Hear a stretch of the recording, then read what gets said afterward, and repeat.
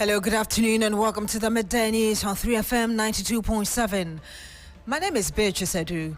The news is also live on Kasmi 107.1 FM and across the world at 3news.com. Coming up in the next 30 minutes. This afternoon, uncertainty over former Finance Minister Ken Ofori-Atta's fate following his failure to appear in person before the OSP over his health concerns. Will the Office of the Special Prosecutor place him back on the wanted list? Stay with us.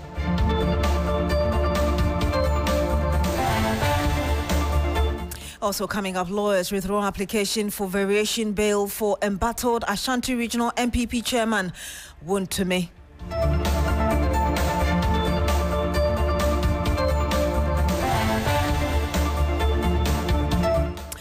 Also coming up, jurors laid down their tools to protest non-payment of allowances. We have the details for you. And much later, Ghana confirms 26 new cases of Mpox, bringing the disease case count to 45.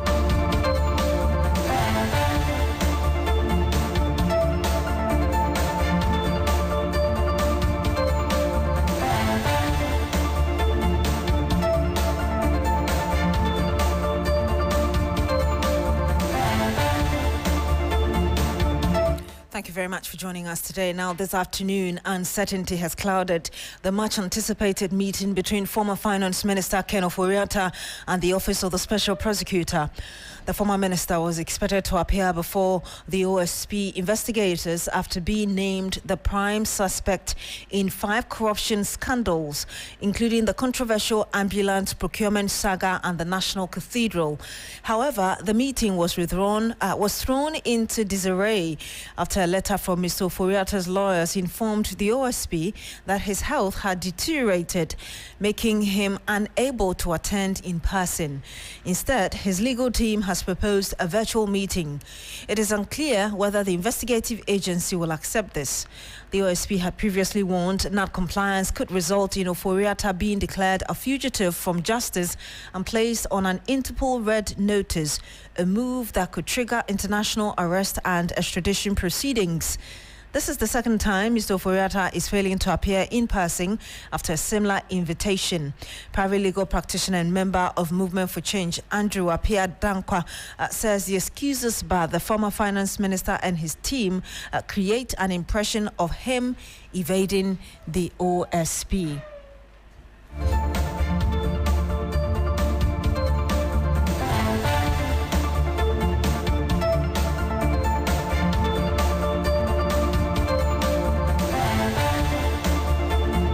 At this stage, it's still an investigation.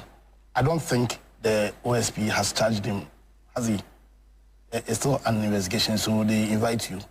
My opinion is that when you are invited, you are not under an obligation to go. But then the reaction is that if you don't go, they also can use their powers to come and pick you up.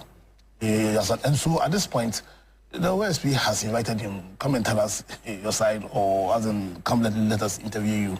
The way they are going about it, to the extent that they even sue the OSP. To the extent they sued the OSP for daring to call him a fugitive.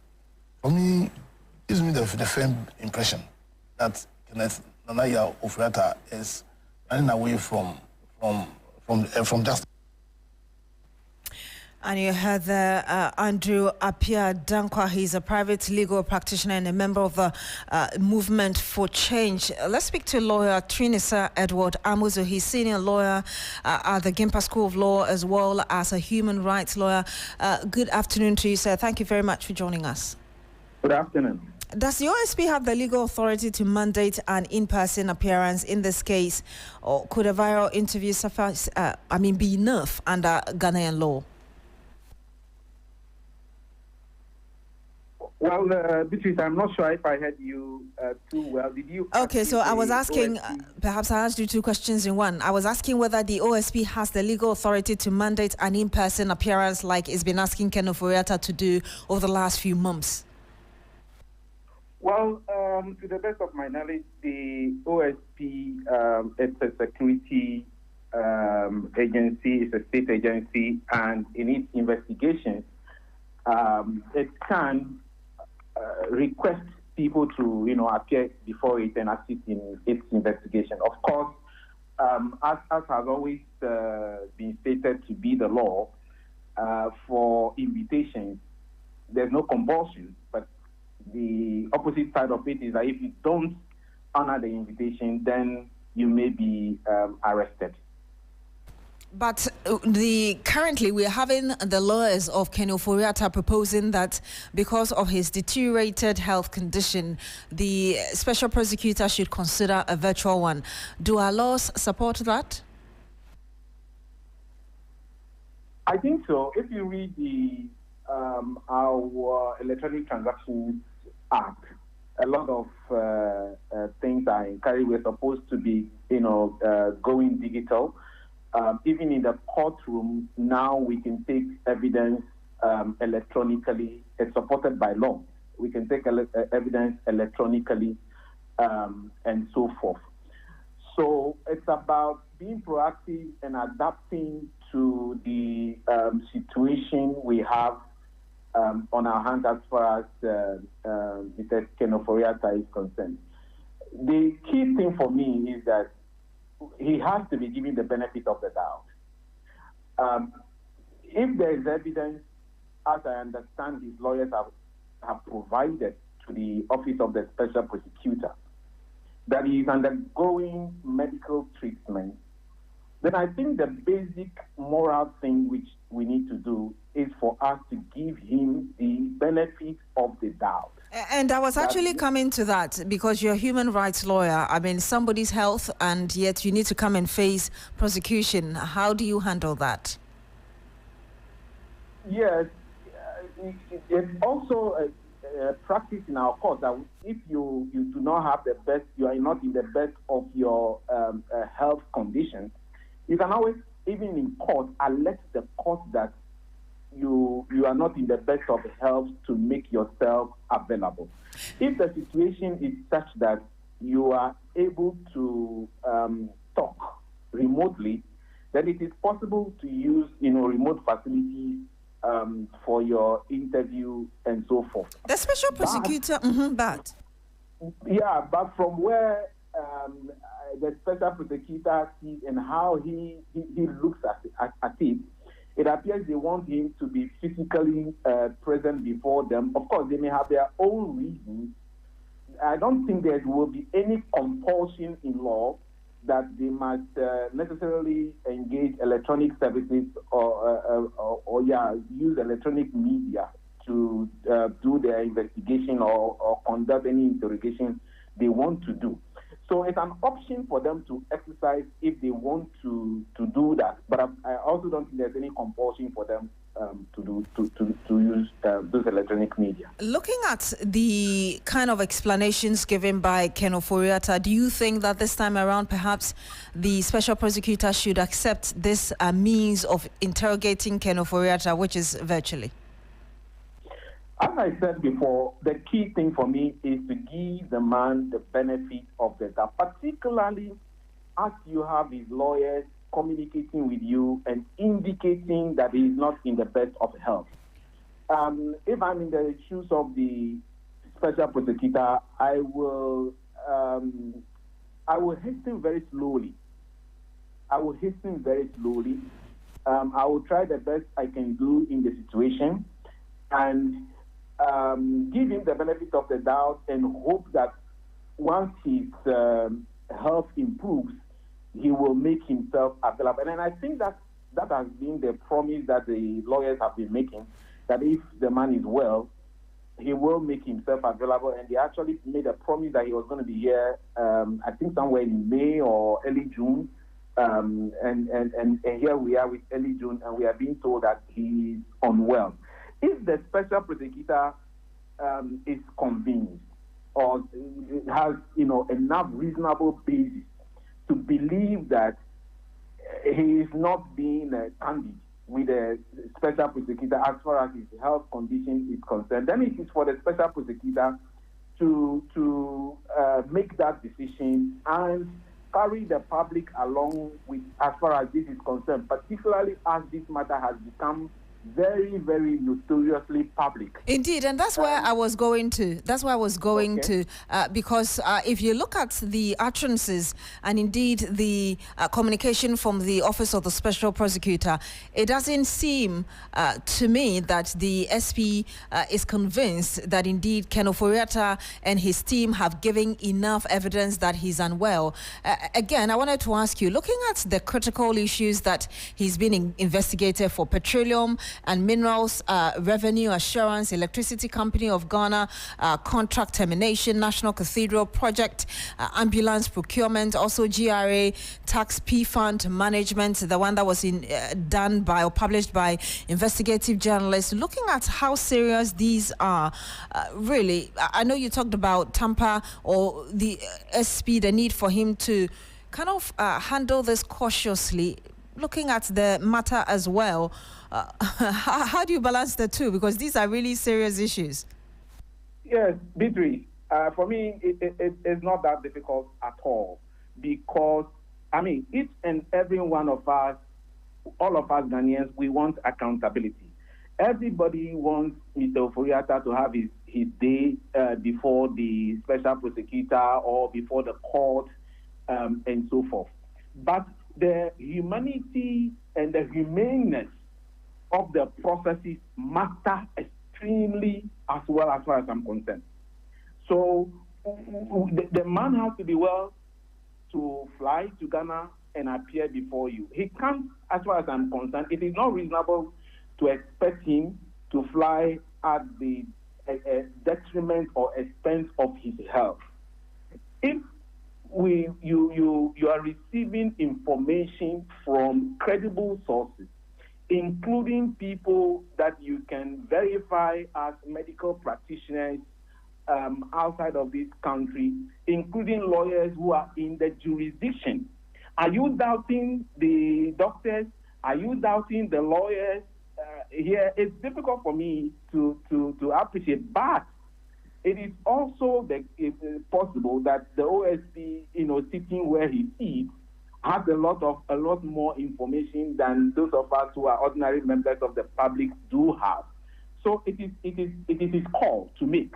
But in the process of making that call, he has to be sure that he is putting out the right information, carrying the public along, because this matter has become, as I said before, very notoriously public. We expect the OSP to also act reasonably in the circumstance. Because if the man is not communicating, I would say OSP, go all out and do whatever you can do to bring him down to Ghana. But I think there is communication between even if you're not convinced by the information being given you by the lawyers. It must take a lot for the OSP not to be convinced by the information being provided by the lawyers of Mr. Ofori-Atta, knowing the ethics of our profession. I don't think the lawyers, and they are not, any mean lawyers, I don't think any of them will want to put their professional pedigree, expertise, life on the line and come and tell something which is not true on behalf of Mr. Ofori-Atta. I mean, of course, I'm not holding brief for them, but just from knowing what I know from the public discourse as far as this matter is concerned, I don't think they will be coming to peddle falsehood. I haven't spoken to any of them, but this is my view from just looking at things from afar. We'll end it here. Thank you very much, lawyer Beatrice Adu Amuzu. He's a senior human rights lawyer at the Gimpa School of Law. And let me tell you that the special prosecutor will be having a press conference related to this. We understand later this evening around 5 p.m. We'll bring you an update as and when we have it. And we stay on Mr. Kissie Jabin because he's calling for a radical imagination of the fight against corruption at the West Africa Regional Anti-Corruption Dialogue. Kissie Jabin urged stakeholders to move away from abstract frameworks and instead anchor anti-corruption efforts in practical functionally specific strategies. He's also asking for the creation of a dedicated chapter on anti-corruption to strengthen the regional response. Mr. Chairman, corruption is debated. corruption is stifling us. We cannot enhance access to education and healthcare for women based on the way we are fighting corruption. The theories are not bearing out what we are encountering in the ground. The theories do not match the practice. Corrupt actors are becoming very ingenious if you revisit this. And that was Kisia Jabin, Special Prosecutor. We do apologize for the poor quality of that sound. 16 minutes past the hour of 12. Now, the Ashanti Regional Chairman of the New Patriotic Party, Bernard Entry-Boesiako, also known as Chairman Wontumi, has withdrawn an application at the High Court seeking a review of his bail conditions. He filed the application at the High Court in Accra on Monday, May 30th, 2025, and hearing of the motion had been scheduled for Tuesday, June 3. However, Wuntumi's legal team has formally withdrawn the application, and that was done today before the date of the hearing. Lawyers for Chairman Wontumi had challenged the 50 million Ghana cedi granted to the client by Iyoko, describing the bail condition as unfair and designed to prevent the release of Mr. Wontumi. Pursuant to this, on May 30, lawyers for Chairman Wontumi applied to the High Court accordingly. Meanwhile, lead counsel Andy Apiakobi has confirmed that all the necessary documentation for the two justified sureties have now been completed. He noted that the securing of the securities for the bail was due to assistance from former Minister for Food and Agriculture, Brian Champong. All processes are expected to be completed today, Monday, the 2nd of June, for the release of Chairman Wontumi subsequently. 17 minutes past the hour of 12. When we come back, we'll tell you why jurors in the country have laid down their tools. Don't go away. Hello, Ghana. It's a new year and Bills Microcredit is here to support your dreams. If you're not working but want to start a business, don't let money stop you. With just your Ghana card, you can get a loan to turn your ideas into reality. Already running a business? Need more capital? Or are you a salary worker looking for extra funds? Bills offers fast and easy loans with no collateral, no deposit, and no SUSI savings required. Wherever you are, whatever you need, Bills makes it happen. Call Bills Microcredit today. Call 0596 920 833 or 0302 200 390 and get started. Bills is licensed and regulated by the Bank of Ghana. Bills, financing your needs. Terms and conditions apply.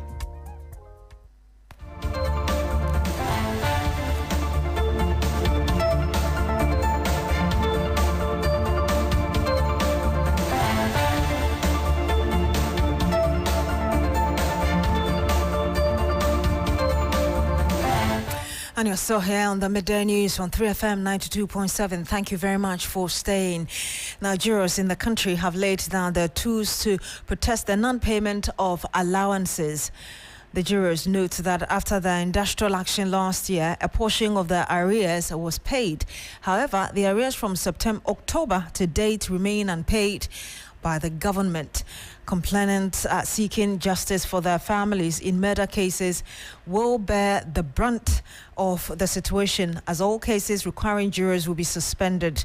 Cases that will be affected include the Abisim murder trial, JB Dankwa retrial, Gregory Afoko retrial, among others. Let's speak to Justice Opoku. He's a juror and he joins us live on the phone. Good afternoon to you, sir. Thank you very much for joining us. Yeah, good afternoon. We understand that you're owed from October to date. Are you able to tell us how much that is in monetary terms? Yes, I think the court owes for, 8 months now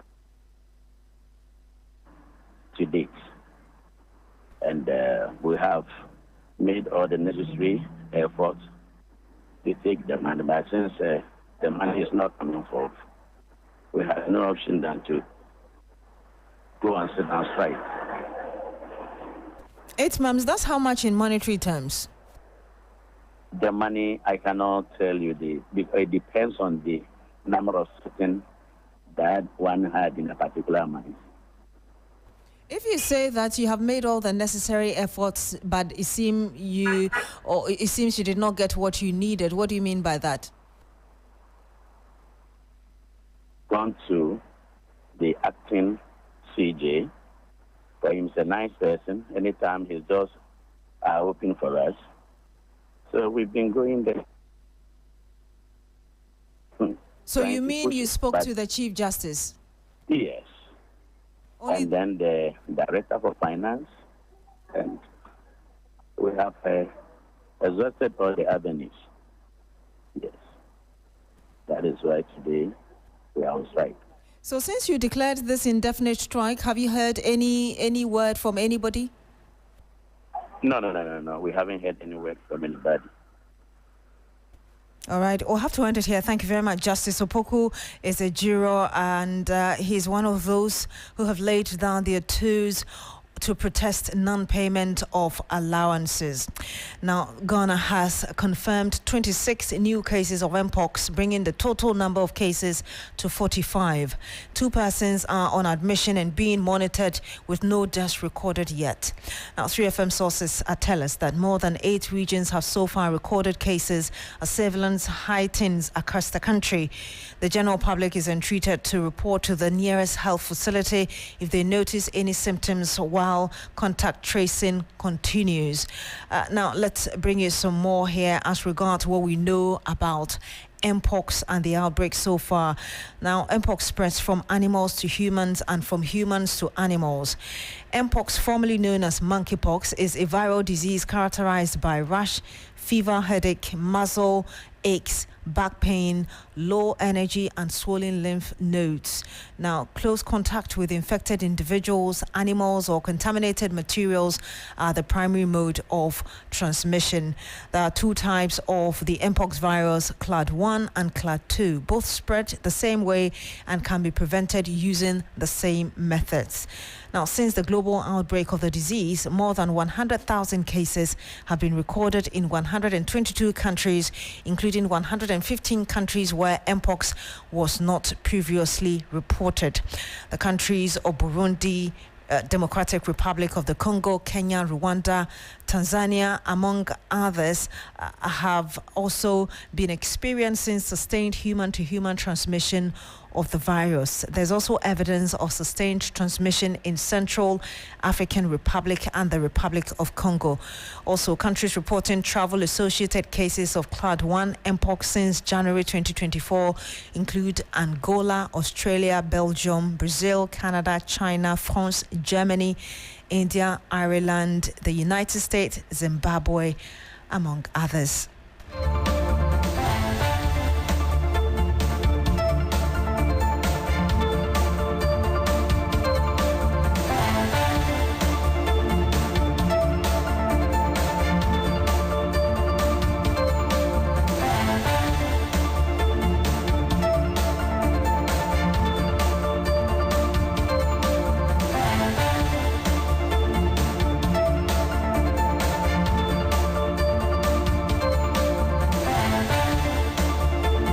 You're still here on the Midday News on 3FM 92.7. Now, national security operatives in the Ashanti region have impounded 3 articulated trucks fully loaded with thousands of gallons of cooking oil for tax evasion and diversion from main destination.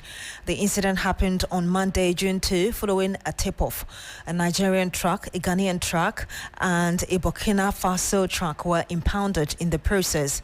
Head of Special Monitoring and Intelligence Team at the National Security, Hajia Rashida Mahama, during a media briefing said that her team had monitored the trucks from Accra to Kumasi for the past 4 days. She said that out of the total number of 6,688 gallons of oil, only 4,320 had their duties paid by the agent, evading duties for some 2,368. So when the call came, suspecting these particular trucks, I had to put boys to monitor it from Tema to motorway, and then it was back to custom bonded house, and now in Kumasi. and I want to make sure I do a good job for Mother Ghana. And also, I want to send a signal to the businessmen and women.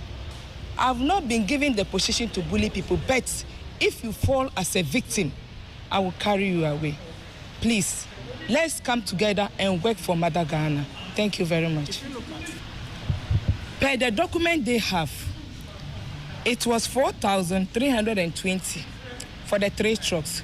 But when we got here, to do with the re-examination with the custom officers, we had 6,688, an excess of 2,368. That is the difference of the excess. It's 1,326.80. It's a lot, especially the transits that normally claims they go to Burkina Faso. They end up offloading the goods in Greater Accra or Asante region. And most of them comes to Asante region. So this time I'm going to be on them.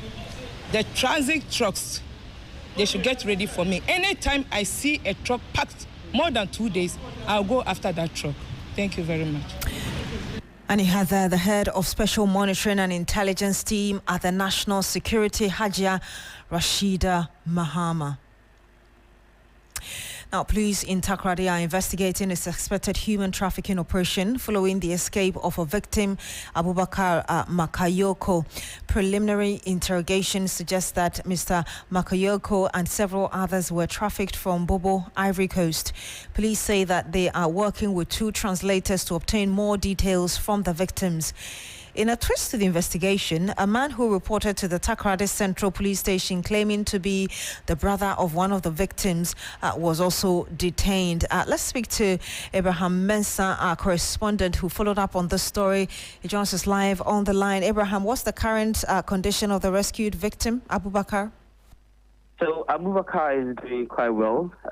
This morning, I left the Takoradi Central Police Station a few minutes ago. Apparently on the advice of the police that they would have to line up all these victims for questioning so that they narrow down to the ringleaders amongst them. So far, as he indicated, 2 translators, one of which is Abdul Ganiu, who initially made contact with Abubakar Makayoko and provided a lead as to the hideouts of these victims in Efiekuma. Have the police identified or confirmed the identity of the detained suspect yet? They are in process. I understand they had their luggages with them. They are getting a few information out of these victims, getting to identify them, where they're coming from. But what we understand is that most of them are from Bobo in Ivory Coast. And from the preliminary conversation that was held between Abdul Ganiu and Makayoko, they were promised some jobs here in Ghana. It appears to be a recruitment scam.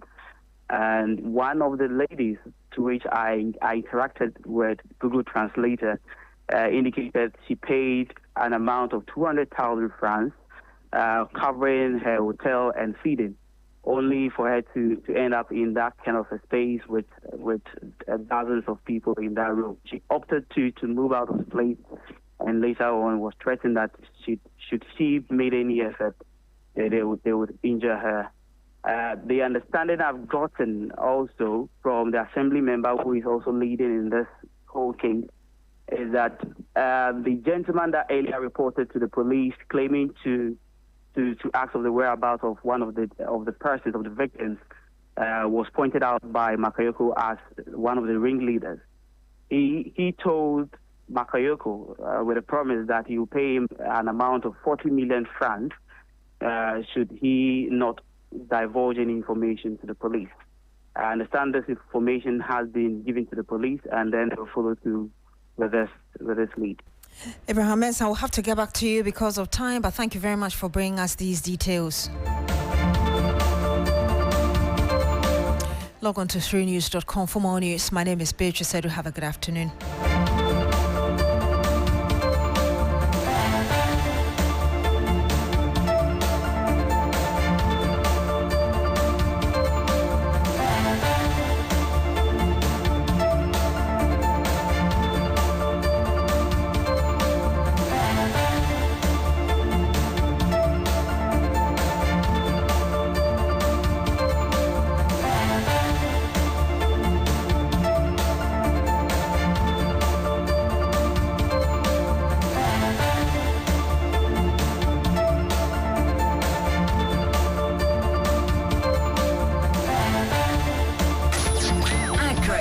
busy on this frequency. 92.7 3 FM.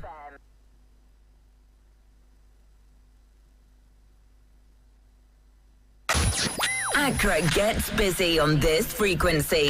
92.7 3 FM. Accra gets busy on this frequency. 92.7 3 FM.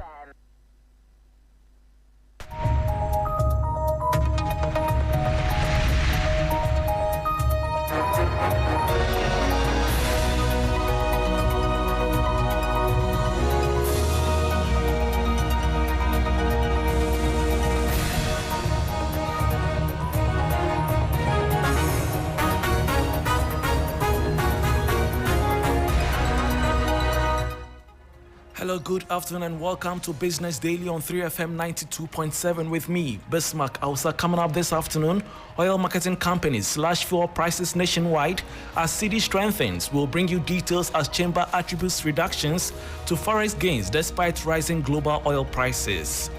Meanwhile, Fitch Solutions rating agency revises CD forecast to 13 cedis per dollar by year end as it projects 12.9% appreciation in 2025 on stronger gold prices and currency details. These stories and others lined up for you. Please stay.